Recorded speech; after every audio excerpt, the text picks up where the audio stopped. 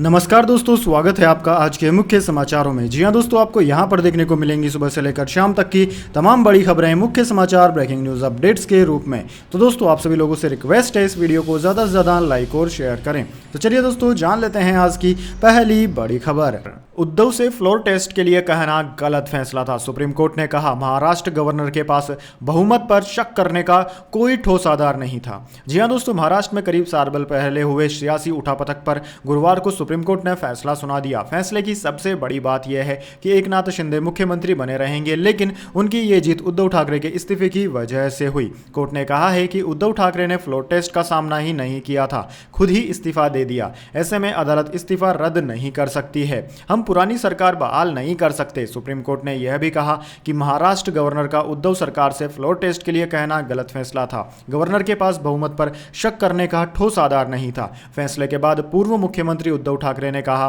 कि मैं गद्दार लोगों के साथ सरकार कैसे चलाता। शिंदे सरकार में नैतिकता नहीं है, नहीं तो वो आज इस्तीफा दे देते। इस पर डिप्टी सीएम देवेंद्र फडणवीस ने कहा कि उद्धव ने नैतिकता नहीं बल्कि हार के डर से के चलते इस्तीफा दिया। मुख्यमंत्री बनने के लिए कांग्रेस और एनसीपी के साथ गए। इसके बाद दोस्तों, अगली बड़ी खबर। दिल्ली सरकार की सलाह पर काम करेंगे एलजी। सुप्रीम कोर्ट ने कहा अफसरों पर सरकार का कंट्रोल ना हो तो वो जिम्मेदार नहीं रहेंगे।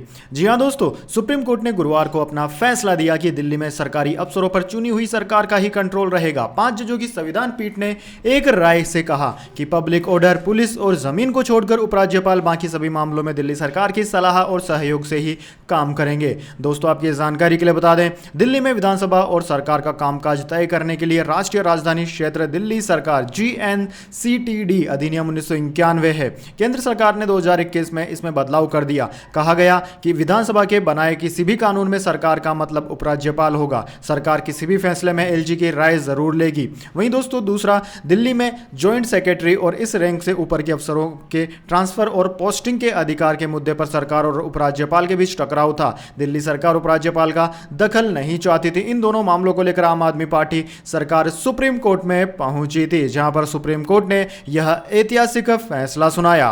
दोस्तों, सुप्रीम कोर्ट ने अपने फैसले में कहा कि केंद्र और राज्य दोनों के पास कानून बनाने का अधिकार है, लेकिन इस बात का ध्यान रखा जाए कि केंद्र का इतना ज्यादा दखल ना हो कि वह राज्य सरकार का काम अपने हाथ में ही ले ले। इससे संघीय ढांचा प्रभावित होगा। अगर किसी अफसर को ऐसा लगता है कि उस पर सरकार नियंत्रण नहीं कर सकती है तो उनकी जिम्मेदारी घटेगी और कामकाज पर इसका असर पड़ेगा। उपराज्यपाल को दिल्ली सरकार की सलाह पर ही काम करना होगा। दोस्तों, आपकी जानकारी के लिए बता दें, इस केस की सुनवाई सुप्रीम कोर्ट की 5 जजों की संविधान पीठ कर रही थी। CJI DY Chandrachud, justice MR Shah, justice Krishna Murari, justice Hima Kohli और जस्टिस PS नरसिम्हा इसमें शामिल थे। बेंच ने 18 जनवरी को सुनवाई पूरी कर फैसला सुरक्षित रखा था। संवैधानिक बेंच को यह केस 6 मई 2022 को रेफर किया गया था। इसके बाद दोस्तों, अगली बड़ी खबर। मनीष सिसोदिया पत्नी को जेल से वीडियो कॉल कर सकेंगे। याचिका में कहा था पत्नी बीमार है। जमानत पर हाई कोर्ट ने फैसला सुरक्षित रखा। जी हां दोस्तों, शराब नीति केस में तिहाड़ जेल में बंद दिल्ली के पूर्व डिप्टी सीएम मनीष सिसोदिया अपनी पत्नी को वीडियो कॉल कर सकेंगे। दिल्ली हाई कोर्ट ने जेल अधिकारियों को मैनुअल के हिसाब से पूर्व डिप्टी सीएम को एक दिन के अंतराल पर दोपहर 3 से 4 बजे के बीच पत्नी से बात कराने का निर्देश दिया। सिसोदिया ने पत्नी के खराब स्वास्थ्य का हवाला देते हुए याचिका दाखिल कर अंतरिम जमानत की मांग की थी। दिल्ली हाई कोर्ट ने शराब नीति केस से जुड़े CBI केस में मनीष सिसोदिया की जमानत याचिका पर गुरुवार को फैसला सुरक्षित रख लिया था। दोस्तों, आपकी जानकारी के लिए बता दें, CBI शराब नीति केस में अनियमितता की जांच कर रही है। एजेंसी ने 8 घंटे की पूछताछ के बाद 26 फरवरी को सिसोदिया को गिरफ्तार कर लिया था। इसके बाद से वे एजेंसी की हिरासत में है। इससे पहले 31 मार्च को दिल्ली की सेशन कोर्ट उनकी जमानत याचिका खारिज कर चुकी है। तब सिसोदिया ने जमानत के लिए हाईकोर्ट का दरवाजा खटखटाया था। इसके बाद दोस्तों, अगली बड़ी खबर। गिरफ्तारी के 2 दिन बाद इमरान खान की रिहाई। पाक सुप्रीम कोर्ट ने कहा गिरफ्तारी गैर कानूनी। इमरान बोले मुझे आतंकी जैसा सलूक हुआ।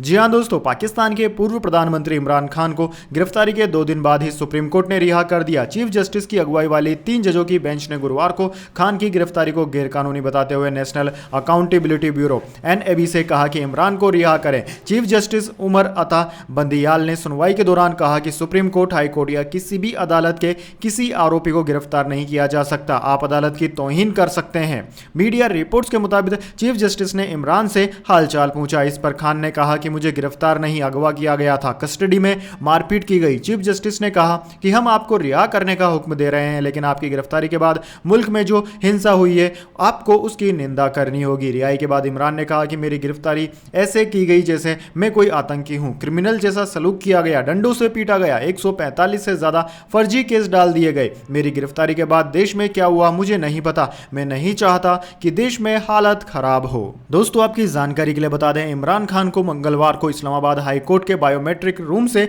नेशनल अकाउंटेबिलिटी ब्यूरो के वारंट पर पैरामिलिट्री फोर्स ने गिरफ्तार किया था। हाई कोर्ट ने उनकी गिरफ्तारी को कानूनन सही ठहराते हुए एनएबी को 8 दिन के फिजिकल रिमांड पर सौंप दिया था। खान की गिरफ्तारी अल कादिर ट्रस्ट स्कैम में की गई थी। सरकार का आरोप है कि यह 60 अरब पाकिस्तानी रुपए का घोटाला है। इसमें से 40 अरब तो ब्रिटेन सरकार ने पाकिस्तान को दिए थे। इमरान तब प्रधानमंत्री थे, उन्होंने कैबिनेट से भी इस मामले को छिपा लिया। वहीं दोस्तों बुधवार शाम को खान की पार्टी पाकिस्तान तहरीक इंसाफ ने सुप्रीम कोर्ट में गिरफ्तारी के खिलाफ पिटीशन दायर की। चीफ जस्टिस ने 1 घंटे में खान को पेश करने का हुक्म दिया। जब वो पेश हुए तो 7 मिनट में रिहाई का आदेश दे दिया। इसके बाद दोस्तों अगली बड़ी खबर।